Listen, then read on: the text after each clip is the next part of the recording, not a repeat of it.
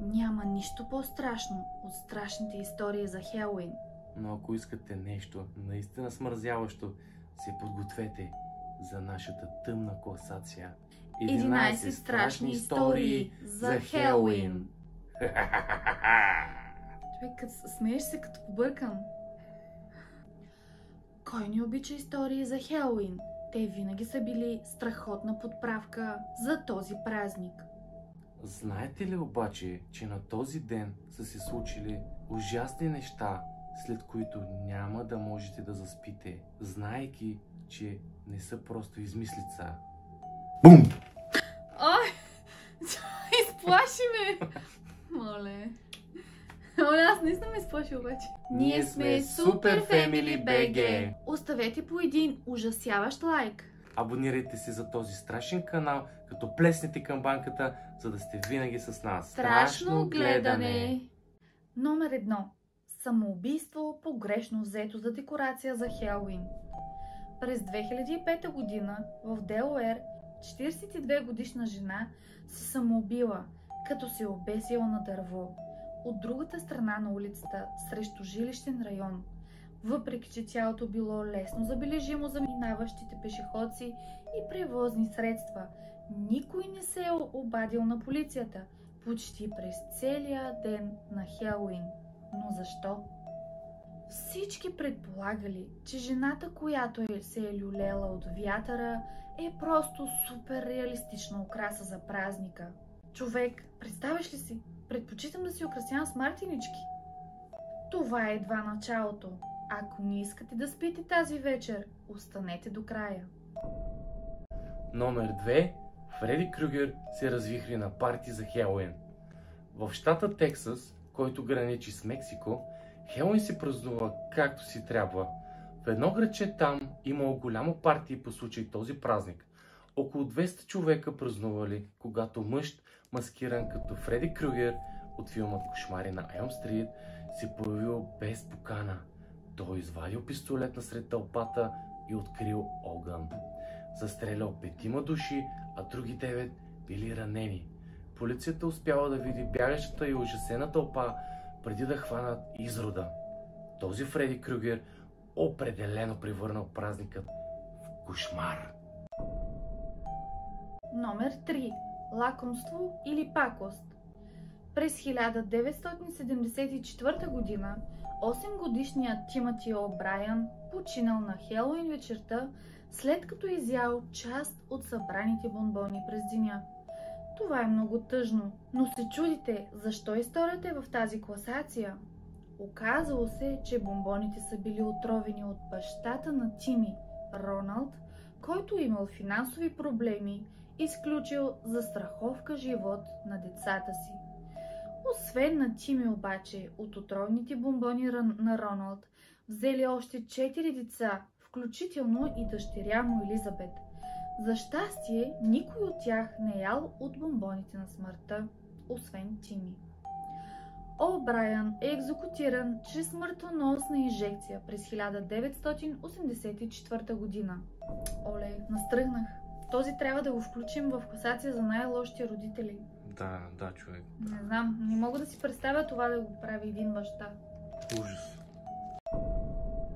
Номер 4. Големият взрив на Хелоуин. Много американци си спомнят тази трагична история на всеки Хелоуин. През 1963 година много млади хора решили да прекарат нощта на Хелоуин в панаирният колизеум на щата Индиана. Гледайки изложба за кънки, без да знаят, че ръждясъв резервоар в една от зоните там започнал да изпуска газ. Докато всички гледали представлението на скейтърите, газът достигнал електрическа машина за пуканки, предизвиквайки огромна експлозия.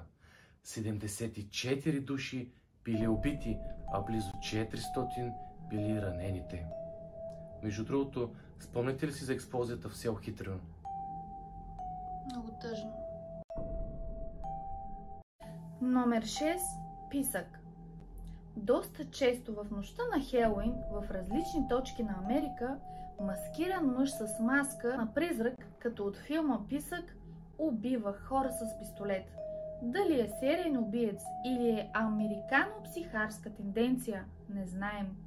Последният случай е от 2018 година, когато в Ню Йорк такъв маскиран изрод прострелва двама души, 24 годишния мъж и 17 годишна жена.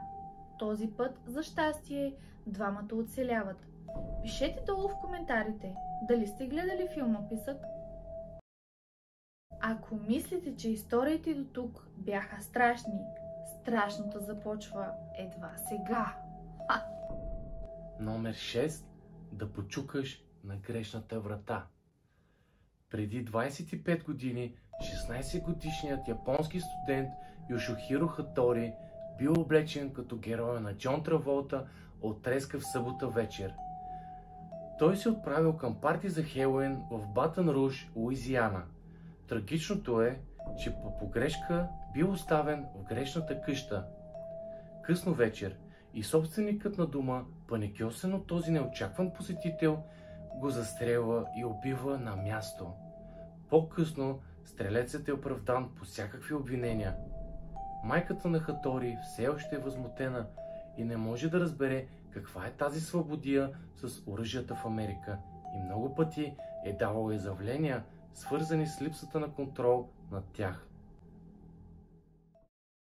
Номер 7. Да отвориш вратата на погрешния човек.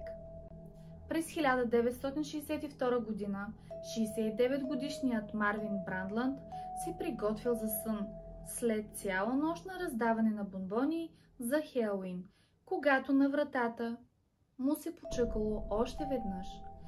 Брандтланд отворил вратата и видял някой, който носил калъвка за възглавница на главата си, с изрязани дупки за очи. Фигурата казала: трик или лакомство. Дай ми парите си или ще стрелям. След това той насочил пистолета си и наредил на Брандтланд да влезе в мазето си, където бил и сейфът му. Бранди, който мислил, че това е шега, тъй като само част от членовете на семейството му знаели за сейфа, хванал дулото на пистолета, но в този момент се чул изстрел. Брандтланд бил пострелян в гърлото и починал на място, а убиецът избягал, оставяйки калъвката на възглавницата на местопрестъплението. През 2010 година е била тествана за ДНК, но в нея не бил открит достатъчно материал и убиецът не е открит все още. Как мислите вие? Дали нападателят е член на семейството или това, че го е насочил към мазето, е било просто случайно? Пишете долу в коментарите. Номер 8. Ужасяваща шега за Хелоуин. Кварталът на Майами останал ужасен в четвъртък сутринта, когато установил, че по улицата лежат десетки обезглавени животни.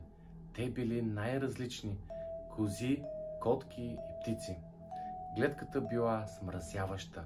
Хората решили, че е някакъв вещерски ритуал или сатанизъм, но каквото и да е било, в Майами ще свързват Хелоуин с този ужас.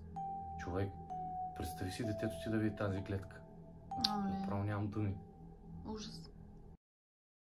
Номер 9. Баща от ада.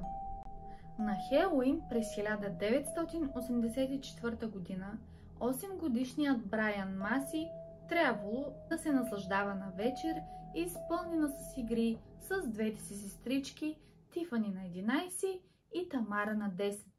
Вместо това обаче, той преживял нощ като от филм на ужасите, когато вторият му баща, 26-годишният Дейвид Андрюс, намушкал майката на детето до смърт. След това подгонил сестричките и направил същото с тях. По-късно открил малкият Брайан, който се бил скрил в дрешника и го отвлякал. 2 дни по-късно полицията открива похитителя и момченцето. То било здраво, но страшно оплашено. Никога вече нямало да приеме Хелоуин, както преди онази мрачна нощ. Номер 10. Момчето, което се е обесило, приструвайки се. През 1990 година тинейджърът от района Чикаго Брайан Джуел Работил в голям магазин. Работата му покрай Хелоуин била да плаши клиентите, като се преструвал, че виси на бесило. Брайан се справил добре с каскадите по-рано през фаталния ден, но на нощта на Хелоуин нещо се е объркало ужасно много. Когато менеджерът на магазина се приближил до момчето, което висяло на бесилката, с докосващи крака земята, се е вцепенил, защото не чувал вече обичайната реч на тинейджера от известно време. Оказало се, че някак въжето се усукало и когато Брайан скочил от столчето, въжето вече го душило. Без да има глас, за да извика за помощ, той се задушил. Номер 11. Да обезглавиш майка си. Една нощ в Лонг Айланд, точно преди Хелоуин 2014 година, обезглавено тяло лежало на улицата на 5 метра от отрязана глава. За доста от минувачите ужасяващото място изглеждало като шега за Хелоуин, но истината била смразяваща. 35-годишният Дерек Уорд бил използвал кухненски нож, за да убие майка си, след което изнесъл тялото пред апартамента им. По-късно скочил пред влак на местната гара и сложил край на живота си. Така никой не разбрал какъв е бил мотивът му. Това бяха 11 истории за Хелоуин по действителен случай. За жалост, в света, в който живеем, има и тъмна страна, която сякаш Хелоуин подчертава. Понякога, както видяхме. Оставете един тъмен лайк. Абонирайте се за канала, като натиснете камбанката, за да може да ни дебнете постоянно. Бъдете част от нашето супер семейство, за да се чувствате винаги положително. Ние сме Super Family BG. До скоро виждане!